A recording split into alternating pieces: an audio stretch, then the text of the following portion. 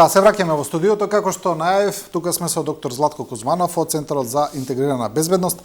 Добро познат на нашата и на македонската публика. Господине Кузманов, добро дојдовте во студио 10. Благодарам за поканата и ќе биде задоволство да поразговараме. Често ги анализираме геополитичките случувања, се разбира дека се е ориентирано во последните години околу војната во Украина, таа предизвикува, гледаме, потреси ширум целиот свет, рефлексиите на оваа војна се огромни. Па многумина ја споредуваа на некој начин и со Трета светска војна, бидејќи се вклучени големите сили во неа, прокси војна преку која војуваат сите. Вчера имавме еден разговор помеѓу американскиот претседател Трамп и рускиот претседател Путин. Тој разговор би требало некако да ја пробуди надежта дека можеби се приближуваме кон крајот на војната, кон некакви суштински преговори. Па еве, за почеток, како гледате вие на ова, дали е тоа така? Па еве, јас би започнал малку поинаку, бидејќи рековме ќе анализираме и општо и безбедностната состојба, дадеме еден осврт на безбедностната состојба во светот. Ние последната анализа што имавме пред околу месец дена, зборувавме пред се тогаш за зајакнување на европската одбрана, али сега гледаме дека светот навистина се соочува со одредени безбедностни ризици. И како што изјавува претседателката на Европската комисија, вели, живееме во турбулентни времиња, па затоа мора да се вооружува и ревооружува Европа. Али ако ги сублимираме во една реченица, само да доловиме една слика за безбедност на светот, јас би рекол вака: гледаме дека непријателството, трајното или замрзнато непријателство и војна помеѓу Индија и Пакистан повремено ескалира и имавме еден краток вооружен конфликт па тој дел на светот, и што е секогаш потенцијално жариште. Гледаме ова што го велите вие, војната меѓу Русија и Украина и обидите за потпочнување на преговори, прекин на пријателствата се уште немаат разврска. Ситуацијата во Газа, гледаме дека Израел продолжува со војни методи и средства за целосно починување на Газа. Гледаме, од друга страна, Европа донесе одлуки и се движи кон забрзано ревооружување и зајакнување на одбраната на безбедноста, а за Балканот би рекол стандардно, ништо ново, безбедноста е оптеретена постојано со тие статусни, национални или историски прашања. Па така тоа би бил еден сублимат вака мој за безбедностната состојба во светот. Сега кога збориме за ова прашање, можеме да кажеме дека ништо не е сменето. Всушност. Да, значи постојат ризици, ризиците постојат и како што вели претседателска, навистина живееме во турбулентни времиња. Ова кога зборуваме за руско-украинската војна и обидите пред се на американската администрација да дојде до прекин за огнот, еве го имавме тоа вчера и тој повторно тој разговор меѓу претседателот Трамп и претседателот Путин, да се убеди практично претседателот Путин да започнат преговори без условување, бидејќи тоа е основното. Украина, гледаме дека Украина под влијание на САД и на европските држави прифати да отпочне со преговори без условувања. И сега еден од проблемите што Русија или Путин поставува одредени услови за прекин на насилствата и отпочнување на преговорите. Па знаеме дека пред месец дена практично американската администрација излезе со еден нацрт договор, рамка за отпочнување за прекин на непријателствата и отпочнување на преговорите, и го нарекуваат таа рамка од 22 точки или прашања. Ние видовме минатите месец дена дека практично по некои од тие точки и прашања беа коментирани во јавности од двете засегнати страни, некои ги отфрлуваа, некои прашања, некои не, зависи дали им одговараат, бидејќи од тие 22 точки што ги понуди американската страна и се презентирани во Москва и во Киев и во водечките европски држави во овој минатиот месец дена, дел се прифатливи за нив, дел тешко прифатливи, и затоа оди и споро ова донесување на некоја одлука за прекин на непријателствата. Па тие 22 точки што ги понуди американската страна, јас ги поделил неколку области. Тие ги опфаќаат областа на траен прекин на непријателствата на војната, второто е давање безбедности гаранции за Украина, третата област е за територијата, прашањето околу територијата, и четвртата област е околу економијата. И тука има од тие 22 точки практично кои се поинтересни, заради времето може да кажеме, значи околу првата точка инсистираат американската страна и Европа да започне прекин на насилството и да отпочнат преговори без условување. Тоа веќе гледаме дека украинската страна го прифати, сега се инсистира и овој разговор вчера што беше меѓу Трамп и Путин, се инсистира и Русија тоа да го прифати. И каде што се нуди 30-дневен прекин на непријател. Еве само за контекст, бидејќи сме кај премиријата, ова е од утрово изјава на Димитри Песков, портпаролот на Кремљ, кај што вели вака: процесот на усогласување на текстот за меморандум за мир и прекин на огнот ќе биде заплеткан за Москва и за Киев и не може да има фиксен рок. Нема рокови, ниту може да има. Јасно е дека сите сакаат ова да се заврши што е можно побрзо, но се разбира, ѓаволот е во деталите.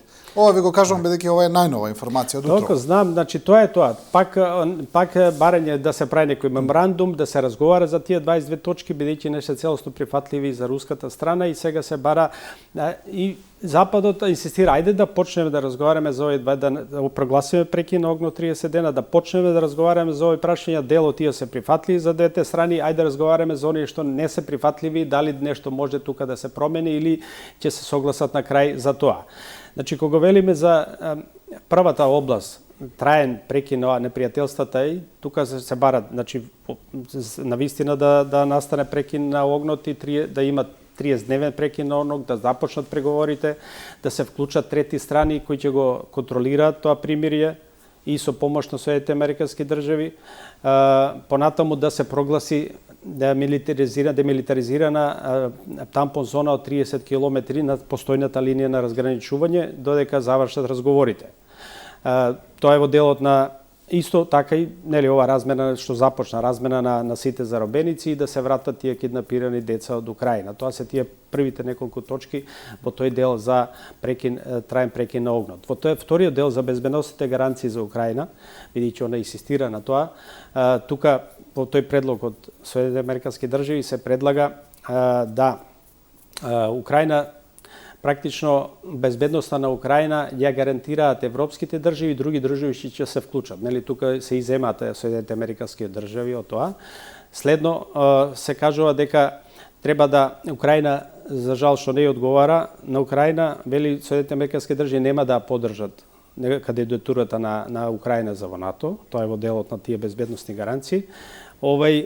И следно ќе се воспостави таа заедничка комисија за координација за надгледување на тоа прекинот на огнот на таа линија на разграничување. Кај делот на територијата, кога збориме за територијата, тука се малце понеповолни работите за Украина.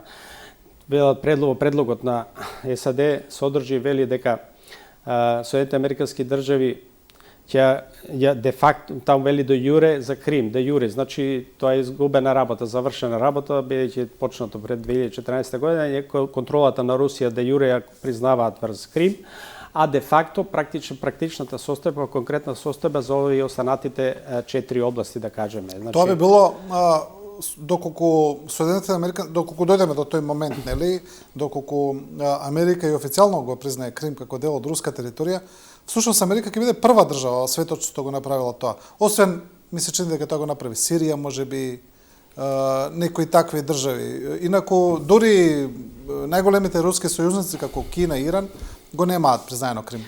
Па тоа ќе видиме како ќе оди дипломатски, само сега у договорот стои ќе го признаваат, а како ќе оди со дипломатски или политички одлуки, тоа е друга работа, али едноставно вела тоа е завршена работа, ете тие го контролираат и тоа тука нема што да менјаваме.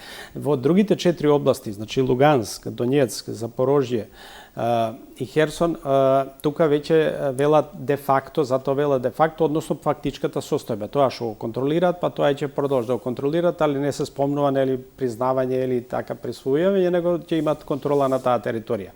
И тоа секако нели не им одговара на украинската страна. Ова делот на тоа е во делот на територијата, во делот на економијата, нели тука но се. Но тука само уште еднаш се задржиме, но тука ми се чини дека е главната точка на сопнување помеѓу Русија и Украина, бидејќи Русија инсистира Украина да ги признае тие територии како руски и да се повлече од делот кои не се окупирани од русите. Што Зеленски и вчера ми се чини тоа го кажа истото, дека тоа е за Украина црвена линија, дека тоа никогаш нема да го направат. А ми се чини дека украинците се на некој начин помирени со тоа дека нема да ги контролираат тие територии, бидејќи Зеленски неколку пати изјавуваше дека се свесни дека војно не може да ги вратат, дека Крим не може да го вратат војно, дека дека не се доволно сили, што на некој начин мислам дека изврши една психолошка припрема на своето население, дека нема веќе да ги контролираат тие територии. Така, тоа мисле да го кажам на крај, да ги наброевме сите, после ќе кажавме кои се црвените линии, практично тешко ќе оди преговарањето за тоа. Значи, едно од тие што го спомнавте вие ќе биде таа црвените линии, али сега кога рековме во делот на економијата, тука се вели дека нели ова што се потпиша договор за економска соработка меѓу САД и Украина и за користење на тие ретките минерали, тоа е веќе потпишано. Следно се нуди тука економска соработка на Соединените американски држави за јакнување соработката со Русија. Тука во тој економските мерки вели дека Соединените американски држави ќе ги укинат санкциите од 2014 година кои ги воведува кон Русија. Следно, тука е наведено и користењето контролата, заедничката контрола на нуклеарната електрана Запорожје, каде што ќе се врати под контрола на украинска, али под надзор и управување на Соединените американски држави и двете страни да може да користат струјата. И има уште едно тука прашање на тој економскиот дел, да Украина може слободно да ги користи премините на реката Днепар, бидејќи тоа ќе биде некоја вештачка граница тука близу на таа линија на разграничување, да има слободен премин преку реката Днепар. И има еден момент доле во заливот, Днепарскиот залив, меѓу Одеса и Керсон, има еден теснец, еден дел од копното, каде што се враќа на украинска под украинска контрола, бидејќи преку тој теснец практично се контролира влезот во Днепарскиот залив кон Керсон и тој би се вратил на Украина, кој што сега го контролира Русија. Тоа е за територија, за економијата и тие се, значи, рековме за територијата, тие се 4-5 области кои се офатени. Сега, кога ги гледаме тие 22-3 точки, тука гледаме дека има неколку, јас би детектирал по 3-4 жешки линии или точки кои ќе бидат тешко за проголтување на едната и другата страна. Кои се всушност најспорни. Спорни и за кои они ќе преговараат, и сега затоа и се преговорите, овие дај започнете, направите прекин на огнот, па и ќе разговараме и за тие работи. А од руска страна е другата интенција, не доека овие не ги решиме, па не сакаме и да направиме и прекин на огнот. Тука е сега кршењето и ова таквото соопштение од Кремљ. Значи, кои се тие жешки линии практично за жешки линии, жешки точки за руската страна. Таму се вели дека во Украина ќе влезат трети европски сили да гарантира за безбедност, што Русија се спротивставува да влезат европски сили. Следно се вели дека ќе нема ограничување за големината на украинските сили. И тоа исто така не им одговара на руската страна. Следно се вели тамо дека дел од ова окупираната Харкивска област треба да ја вратат, а за возврат па украинците треба да излезат од Курската област. Тоа е една од жешките страни или неповолната, треба да вратат русите окупираниот дел од Харкивската област. Следно, можеби по-специфичното вели во оној економскиот дел, вели дека Украина ќе биде обновена, али со средства, замрзнати финансиски средства на руските финансиски средства, и Русија треба да надокнади репарацијата, претрпената штета на Украина треба да надокнади Русија. Тоа е во делот и тоа не знам како ќе го прифати Русија, оно и пре неколку дена има и соопштение руската страна дека тоа не го прифаќаат, али тоа стои во економските мерки. Тоа се војни репарации, да. Тоа се во економските мерки 4, кои се мислам 4 жешки линии за Русија. Од друга страна, неприфатливи, тешко прифатливи точки за украинската страна би биле практично првото, нели, противењето на САД да поддржи кандидатурата за нивна кандидатура во НАТО, што они тешко тоа го прифаќаат, и сите овие 3 точки кои се однесуваат на губењето на територијата, и на Крим, и на Луганск, и на Донецк, и на Запорожје, и на Херсон. Тие се прашања кои што ќе бидат тешко проголтливи за украинска страна. И тука ќе се водат сега копијата. Јас мислам дека сепак под притисокот и на Соединените американски држави и Европа, Русија ќе прифати неусловување на прекин на огнот, да се прогласи на вистина едно 30-дневно прекинување на огнот и непријателствата, за застанат борбените дејства и да почнат да разговарат за овие 22 точки. Зошто господине Кузманов, Русија се противи на безусловен прекин на огнот? Зошто е тоа неприфатливо за Москва? Па неприфатливо затоа што видите сега, ако гледаме овие 22 точки и ова што е пополно за руска страна, што е пополно за украинска, ќе видиме дека голем дел практично тие отстапуваат од прокламираните цели на Руска и на Путин од она кога започна специјалната операција, практично не ги реализира голем дел од оние цели кои мисле дека ќе ги реализираат од почетокот на специјалната операција. И сега вие треба да направите излекување од таква ситуација, ако прифатите прекин огнот и преговори, треба и да даете оправдување пред својата јавност и во нивниот парламент утре кога ќе се тие верифицира договори. Чекајте, вие ветивте нешто, кажавте кои беа почетните цели, што остваривме од тие цели. Кога ќе направите анализа дека можеби ни пола од тие цели не сте ги реализирали и во ограничена форма, веќе тука се доведе прашањето и на одговорност и на оправдување пред сопствените бирачи и така натаму. Мислам дека е тоа главниот проблем на Путин и на власта во Москва, бидејќи голем дел од тие цели не се реализирани. И а он на некој начин гледате сега и од оговлекување, они се чувствуваат да се некоја поповолна позиција на бојното поле, па може да направат уште некој ишекор, али сето тоа оди постепено, како што кажуваат и другите аналитичари, постепено се освојат територија, значи нема некои нагли борбени дејства или офанзиви кај што може да направите превлас. Тука е главниот проблем. Не ги реализирате сите цели и сега треба да најдете оправдување за сето тоа и да влезете во преговори. Со други зборови, доколку се прогласи навистина примири, доколку прекинат борбите, некако ќе слегне прашината, ќе слегне димната завеса и ќе почнат работите да се гледат малку појасно, што би можело да биде проблем за Путин. Па да, кај ќе запрат борбените дејства, ако прогласите вие тоа единиците, системите и така натаму и почнат преговори, веројатно и што и целта е после многу потешко е да ви пак да ги активирате борбените системи, единиците, прераспоредување, мотивација, така натаму, а тоа е целта сега и на Соединените американски држави да практично се оди во таа насока и да навистина дојде до прекине пријателство. Војната машинерија да застане малку. Да. Имавме добро. Отприлика тоа ќе видиме за Украина што ќе се случува сега следните чекори. Имаме сега, го спомнавме и стариот континент.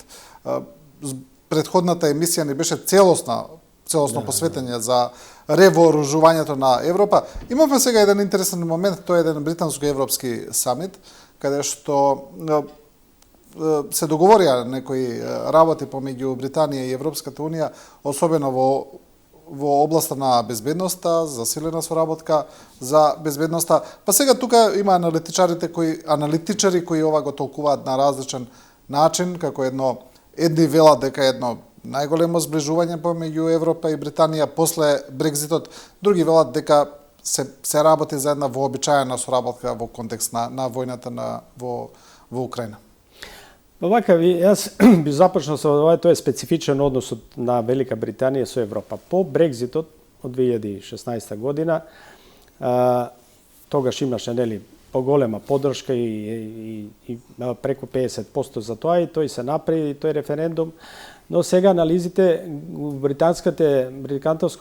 британските граѓани се поинакви. Голем дел од граѓаните се незадоволни и цена дека ефектите не се направени од она што се планирало да се направи со тој Брекзит, бидејќи и одреден процент и од економијата е послаб во Британија. Не само веројатно ради Брекзитот, и таму се поголем број се појават критичари на тој Брекзит. Практично и оној политичарот што сега на локално што беше заговорник на Брекзитот и тој вели дека не се остварени очекувањата. Фаранж. А од друга страна овој премиер, сега британскиот премиер, лани кога дојде на власта и кога тој и во самата програма вети дека ќе ги обнови соработката, ќе обнови со Европската унија, бидејќи имаше по Брекзитот имаше одеден прекин, проблеми, осамостување и така натаму. Тој во самата програма имаше дека ќе ги зајакне односите и ќе ја врати соработката со Европската унија. Значи не да се врати во Европската унија, дека ќе ги зајакне пријателството, соработката со Европската унија, и ова е во таа насока на овој премиер и он не се срами од тоа покрај сите критики таму што ги има од тие што се за Брекзит и под самостојно делување на Британија и инсистира на сето ова. Тоа е заради политичката состојба, затоа доаѓа и до ова. Друго, следно е заради зголемените предизвици во светот и посебно на делот на одбраната и безбедноста, каде што треба да биде поблиска соработката помеѓу Европската унија и Велика Британија. Секако дека тука ќе биде доминантна областа на одбраната и безбедноста во овој самит сега и во овој договор, али се предвидува таму и други мерки економски и олеснување за соработка меѓу граѓаните од Европската унија и Британија и патувањето и така натаму. Така да тука има, велиме, пакетот за одбранбени мерки содржи и за сајбер безбедност, и за прашање за миграцијата, и за ревооружувањето на Европа, бидејќи Европа со она амбициозна програма за ревооружување од тие 600 милиарди евра Европската комисија што ги одредува, односно 150 кои ќе бидат со заем од самата Европска комисија, европската индустрија не може сама тоа да го поднесе и мора да се вклучи и британската индустрија, и таму имаме 3-4 големи мултинационални компании за вооружување во Британија кои ќе влезат во тој пакет за ревооружување на Европа. И практично со овој договор им се, тоа го зборевме минатиот пат, им се дава право, бидејќи оној договор беше за Европската унија, сега со овој договор ќе им се даде право и на Европската унија да учествува на проекти за тие 150 милиарди заем кои ќе ги финансира и ги обезбедува Европската комисија во делот на воената индустрија за набавка на потребните вооружени системи за одбрана на Европа и Велика Британија. Тоа е тој пакет. Тука имаме и олеснување за патување на граѓаните од двете страни, воведување тоа што беше прекинато 2016 и на аеродромите и при патувањето, после за размена помеѓу младите, полесна размена меѓу студентите и така натаму, и она што го бара тука дел од европските држави, Франција пред се, нели, она дозволување пак таму на тие риболовањето во тие британски води да се продолжи за 10 години, што е интерес повеќе на Франција, таму Германија и тие други држави што имаат интерес од тој риболов во британските води. Така да, ова е еден сеопфатен пакет за зајакнување и повторно зајакнување на врските меѓу Британија и Европската унија. Јас би рекол тука и еден друг податок, бидејќи ние велиме, ние сте, нели, тежнееме кон Европската унија, бидејќи на некој начин околу 60% мислам дека ни е размената со Европската унија и на нашата држава. И согласно податоците, без оглед Британија што делува самостојно и голема сила, 42% од купната нејзин извоз го прави со Европската унија, а 48% од вкупниот извоз на нејзините добра во светот ги прави со исто Европската унија. Значи, таа има практично големи поврзаност со европските држави и на економски план, и веројатно затоа и таа проценката на овој премиер дека тоа треба да го одржува, затоа што имат и тие самите бенефити од таквата соработка. Али сега пред се ќе биде потенцирано унапредување и зајакнување на одбранбената и безбедносна соработка, баш заради овој одлуки на Европската комисија за тој план за ревооружување 2030, каде што рековме минатиот пат Европа ете така решиле. Јас сега велам, убавини големи нема многу по мене во вооружувањето и зајакнување од тој дел да се ревооружуваме.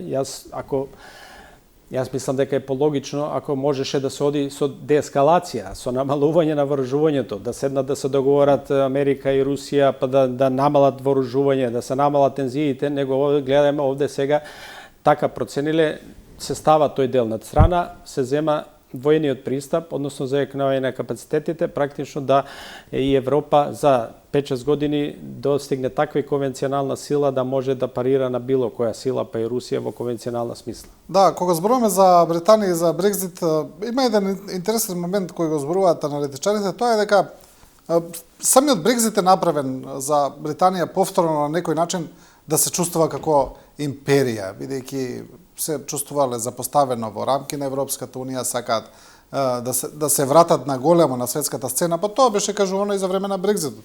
Не е тоа некоја тајна, но сепак се чини дека тоа не е баш така, дека тие денови се одамна минато, бидејќи Британија и во поглед на населението и во поглед на економската, па и на војната моќ, веќе на никој начин не може да се врати на тоа славно минато, а особено што сега го имаме порастот на Кина, например, која веќе Британија може да се каже дека е економски и воено џудже во однос на Кина. Па според податоците, од кога се осамости Британија кој излезе од Европската унија, значи мината година, мислам, според податоците, Британија, економијата на Велика Британија беше 6-та во светот. Значи после Соединените американски држави, Кина, Индија, Јапонија, Германија, уште некоја земја, значи 6-та. Тие се глобална сила, тоа има големо наследство од Комонвелтот, од империјата и така натаму, од нивната економија навистина е глобални интересите и така натаму, али голем дел од тие бивши колонијални земји или така натаму дел од Комонвелтот сега се независни држави и си тераат своји интереси, нели, независно од британските, така да тоа нивно самостојување сигурно дека нема ни логика ни начин да ја вратите таа стара слава и тоа што било пред тоа, него се обидувате сега како пак јака голема сила да сето тоа да го пренесете на економски план, па во таа насока ќе кажам и она што се случува во некоја друга прилика и кон Африка, тука се отворија големи инвестициски проекти од страна на Велика Британија поединачно растаретено од оние спреги од оние препреки од Европската унија да инвестира големи средства во Африка, на некој начин да стигне да и парира она што Кина го работи веќе 30 на години на тој континент. Така да тоа е таа политика, велам сепак се тие голема економија, според податоците шеста економија во светот и секој случај било кој договори со Европската унија заради оваа размена околу 50% што имаат за нив ќе биде од интерес и на едната и на другата страна. Како гледате на договорот помеѓу Македонија и Британија сега што го најави владата, договор за стратешко партнерство, како што беше кажано, имаме тука две страни, ајде да речеме, владата слушнавме што кажа договор за стратешко партнерство, инвестиции од прилика од 6 милиарди евра, пред се дадени преку форма на кредити, на заеми од страна на Велика Британија, кои ќе бидат искористени за големи инфраструктурни проекти, стратешко партнерство со Велика Британија, како што нагласува владата, кое ќе биде рефлектирано во многу области, позитивно се разбира. Од друга страна, опозицијата и дел од некои аналитичари велат во ред, тоа е убаво, но велат прво тоа се заеми, можеме речеси истите пари да ги земе од Европската унија, таму се достапни, не ги земаме од други причини. И друго велат, тука праша и директно лидерот на СДСМ, во однос на тоа владата да каже дали во тој договор се вклучени тие бегалски кампови. Бидејќи знаеме дека, например, албанскиот премиер Еди Рама се огласи, тој рече дека Британија му понудила договор, дека тој одбил на територија на Британија да се отвараат, бидејќи Британија веќе прави договори со неколку земји каде што дел од емигрантите кои ќе бидат одбиени за азил ќе бидат префрлени во тие земји. Сега за волја за вистината, за Македонија тоа не го видовме тоа, дека постои такво нешто во договорот, но секако некако лебди во воздухот. Ево, согласно ова што го реков за Британија, што го работи со Европската, продлабочила соработката со Европската унија. Значи, ако гледаме од таа насока, тоа изгледа позитивно. Ако гледаме во политичка смисла на тој договор и наш со Британија, тоа е позитивно, бидејќи самата Велика Британија ги зближува односите и соработката со Европската унија, каде што ние тежнееме да бидеме.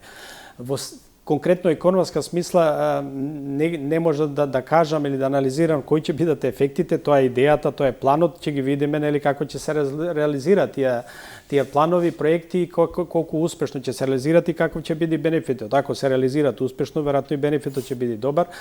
А од друга страна ние сега толкуваме и збориме за нешто што нели немаме увид практично детален во тој договор, што точно пишува, ова се е она што е изјавено во јавноста, така да и за тие шпекулации други, дали има и некои други членови во тој договор не може да коментираме кога го немаме увид во тој дел за таквиете, да кажам, миграцијски или безбедносни прашања. Али во политичка смисла, па економска сигурно кај позитивно, следејќи го ова што го рековме, ако Велика Британија сама се доближува соработката со Европската унија, тогаш ништо не е спорно тога и ние да склучуваме и да бараме начин да не инвестираме, бидејќи главен проблем на нашата држава секако е да влезат свежи инвестиции, пари за да се развива економијата, она што го работи и соседните држави покрај обвинувањата, нели, од каде доаѓаат парите или од други држави, па не од Европската унија, бидејќи потребни се средства некој да инвестира. Тој што ќе се нафати да инвестира, да вложи пари за да може тука да се развива економијата. Така да мислам дека не е туку толку проблематично, а посебно и ова што го прави сега Велика Британија на некој начин му дава оправдување и на таа постапка на оваа влада, бидејќи и она самата ја зближува соработката со Европската унија. Да, во однос на оно што се случува во светот кој е поврзано со одеѓањето на Доналд Трамп како прв човек на Соединетите Американски држави, знаеме дека тука се случи една идеолошка борба помеѓу левицата и десницата, каде што Трамп најави борба против таа либерална левица, против, како што тие нарекуваат, екстремната левица, воук идеологијата и така натаму. Но гледаме дека сега имаме, како да имаме контраефекти. Еве, например, ќе ја земеме Канада, за пример, каде што рече се беше сигурна победата на конзервативната партија, но по упорните прокламирање на Трамп дека Канада треба да стане американска држава, се случи контраефект. Таму повторно победи либералната партија левицата. Имавме сличен случај во Романија, каде што имавме уште позаплеткани работи, каде што првиот кандидат е оспорен од Романскиот уставен суд поради наводно руско мешање, па тука имаше пораки од Америка, дека и од Елон Маск и од J.D. Vance, дека тоа е недозволиво што се случува, па на некој начин го поддржаа и овој десничарски кандидат, кој исто така изгуби, победи кандидатот на демократската левица, ајде да речеме тамо во Романија. Значи, како да имаме контраефекти, иако очекувавме можеби еден десен бран, ете во овие две држави се случи обратното. Точно е тој печаток. Сега, али, ако ја вратиме малце работата поназад, ќе добиеме па една друга слика. Ќе се сложите, ќе видите дека наназад 10 години тој десен бран и десни струи практично се постепено и се зголемува популарноста и бројот на поддржувачи. Ако пред 5-6 години во Австрија, во Романија, во Холандија и овие други беа 10-15%, гледате сега овде еве во Романија се победи со тесна разлика, значи 51 со 47%. Значи гледате сега тие десни струи што ги велиме конзервативни, десно екстремни и така натаму добиваат веќе скоро 50% од бирачите. Германија. Значи одиме збориме сега за Романија што се случи, истото се случи и во Канада. Без оглед на тие изјави, нели, и колку влијаеле тие изјави од председателот Трамп да изгубат или добијат гласови повеќе. Али во континуитета кои следиме годините, тие десни струи, десни политики, екстремни, десно националистички или екстремни или како ги не конзервативни, се повеќе добиваат поддржувачи. И така, значи, по оваа логика, по оваа аналогија, на следни некои избори, веројатно се очекува тие да победат. Нели, ако гледаме како постепено им расте нели рейтингот. Да, во Романија сега се направи од неодредена рамнотежа тоа што го сака и Европа, победи проевропскиот градоначалник на Букурешт со мала разлика, изгуби тој десниот конзервативен политичар кој се повикуваше и на поддршка од САД, али тие се многу блиску. Истото се случува сега и во Полска. Еве првиот круг заврши, и таму е слична ситуацијата, води со 30 и нешто посто кандидатот кој е проевропски од партијата, поддржан од партијата на Доналд Турска, кој се за проевропскија Полска, а вториот кој е по-конзервативен, по-националистичен настроен е втор. Но сега тука кој изгуби за 10% гласови, али оној третиот кој е тотално десно крило, кој имаше околу 15%, е прашање сега тие гласови кај ќе одат. Ако и тие додаете до тој третиот кандидат кој освои 15%, е крајна десница во Полска, тој практично ќе овој вториот ќе го стигне првиот кандидат. Таму се мисла за 1 јуни закажан вториот круг на изборите. Значи гледаме дека пораст на расположението на поддршката практично на тие десни популистички, конзервативни националистички партии се случува и овде. Особено е силна таа појава во Германија, каде што и Германија и AFD, значи може да стане и втора партија во Германија. Знаете, уште пред 10 прво почна во Австрија, кога па не им дозволува да формираат влада и така натаму, она почна прво. И ово во Канада истото беше се случи, таму беше разликата околу 1-2% помеѓу победата во Франција, Мари Ле Пен изабралија политичко учество. Говориме за мала разлика. У Канада исто за 1-2% победи канадскиот премиер од овој конзервативниот политичар. Значи, тука практично јас тоа така го гледам, дека можеби на следни избори, кои нели изборите брзо се случуваат, да за 4 или 2 години или предвремени, веќе ќе имаме можеби сосема друга ситуација кога не може да го спречите и да го проевропските политички партии да го спречат тој наплив на тие конзервативни десни струи и наменување практично по националистичка политика, повеќе водење грижа за сопствените држави, не на тие меѓународни сојузи и така натаму. Ќе биде интересно за следните 4 години тоа да се гледа ако продолжи таа тенденција.